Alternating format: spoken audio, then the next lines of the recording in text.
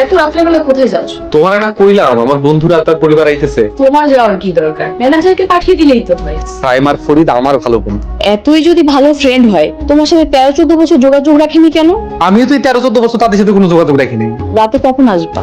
কখন ফিরমু তা তো জানি না, আর ওরা কখন রিসোর্টে আসবে সেটা তো জানি। জীবনে অনেক মানুষ দেখেছি, কিন্তু তোমার মতো বন্ধু পাগল মানুষ দেখিনি। আজ এত বছর পর আমার পুরানা বন্ধুদের লগে দেখা হইব, মনের মধ্যে তো একটু পাগলামি কাজ করবোই। আচ্ছা ঠিক আছে, সাবধানে যেও আর সাবধানে বাসায় ফিরে এসো। আপনাদের আসতে কোনো সমস্যা হয়নি? আপনি কে? আমি এই রিসোর্টের ম্যানেজার গাফফার স্যার। আপনাদের আসার কথা আমাকে মোবাইল করে জানিয়েছে। ওই গাড়ির ভিতরে আমাদের লাগেজ গুলো বের করার ব্যবস্থা করুন। লাগেজ গুলো সব আমি নিতেছি। ও আচ্ছা, আপনি তাহলে এখানে কাজ করেন, গাড়ি থেকে লাগেজ গুলো নামিয়ে রুমে পৌঁছে দিয়ে আসেন। লাগেজ গুলো সব এনেছো? সব আনা শেষ। খুব ভালো করেছো। আচ্ছা ঠিক আছে, তোমরা এখন যাও। আপনাদের যখন যা লাগবে আমাদের বলবেন। আচ্ছা ঠিক আছে, এই টাকাটা রাখো, এটা তোমাদের বকশিস। বকশিস লাগবে না, এটা তো আমাদের দায়িত্ব। তোরা মনে হয় আমার চিনতে পারিসনি, আমি শফিক। শফিক? কোন শফিক? এসএসসি তে একসাথে পড়তাম। তোরা এসএসসি তে এ প্লাস পাইলি, আমি তো পাস করতেই পারলাম না। আরে আমি শফিক, আমার চিনতে পারতেছিস না? মানে ফিল্টু শফিক? ও মাই গড, আমরা তো কেউ তোকে চিনতেই পারি নাই। আমি কিন্তু দেখার সাথে সাথে ঠিকই তোদের চিনতে পারছি।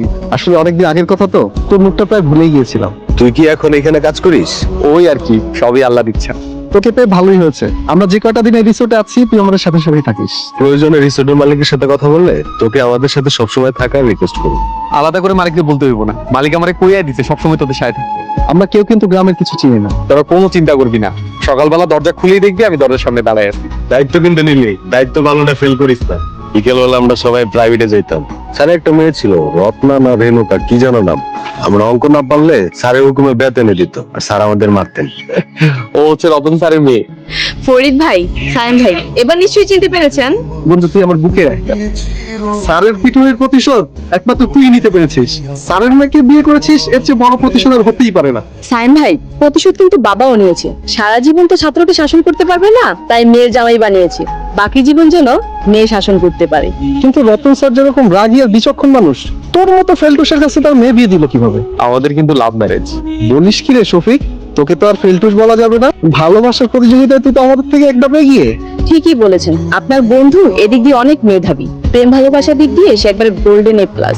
আচ্ছা, তোমরা কি এখানে শুধু গল্প করতে এসেছো? আর গল্প করা হলে তোমরা ঢাকাতেই করতে পারতাম। চলেন ভাবি, ওনারা গল্প করুক, আমরা একটু ঘুরে আসি। কি যে বলেন না ভাবি, আমরা তো এখনই ঘুরতে বেরোবো। তাছাড়া রিসোর্ট থেকে আপনাদের জন্য গাড়ির ব্যবস্থা করা হয়েছে। আরে গাড়ি তো আমাদের সাথেই আছে। এক গাড়িতে তো আর সবার জায়গা হবে না। আমরা গাড়িতে যাচ্ছি, তুই আর তোর বউ একটা রিক্সা নিয়ে আমাদের পিছন পিছন চলে আয়। শুধু শুধু আরেকটা গাড়ি ভাড়া করে বাড়তি খরচের কি দরকার? বাড়তি খরচ কেন হবো? এটা তো শুধু তোদের চলাচলের জন্য ব্যবস্থা করা হয়েছে। রিসোর্টের মালিক তো দেখা যায় অনেক উদার, ক্লায়েন্টের জন্য গাড়ির সার্ভিসও দেয়। ফ্রি গাড়ি হলে সমস্যা নেই, দুই গাড়িতে সবাই আরামে ঘুরতে যাওয়া যাবে। ফ্রি কার সার্ভিস বলে কথা। ঠিক আছে চলো।